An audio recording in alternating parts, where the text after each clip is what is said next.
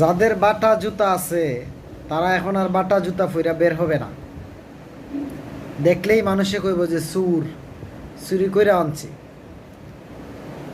এখন কিছুদিন বাটা জুতা আপনারা ঘরই ফরেন, বুঝছেন কেমন সুর গেছে ইসরায়েল বিরোধী আন্দোলন করার জন্য গিয়া নিজেরা ইসরায়েল সন্ত্রাসীদের চেয়ে আরও দুঃসাহস দেখিয়ে আরও নষ্টামি করে মানুষের বাটার দোকান চুরি করে লুটপাট করে। কেমন জাহেল চিন্তা করছেন? এখন আর বাটা জুতা ফইরা কেউ বের হবে না। আরে বেটা, তুই গেছো তারেক বেটার বাটা দোকান লুট করার জন্য। কি তুই যে জুতাটা ফিরে গেছো তুইও তো বাটা। তোর মাল লাগিয়া গড় গিয়া দেখ, তুই বাটা জুতা কিনা তো রাখছ।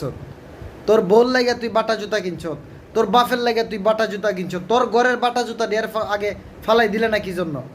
ফালাইগুলা সুর কোনোদিন ভালো হয় না। সুর সবসময় সুরই থাকে, খারাপ সবসময় খারাপই থাকে। এগুলা হচ্ছে সুর, এগুলা ইসরায়েলি যেমন সন্ত্রাসী, এরা হচ্ছে এমন সন্ত্রাসী।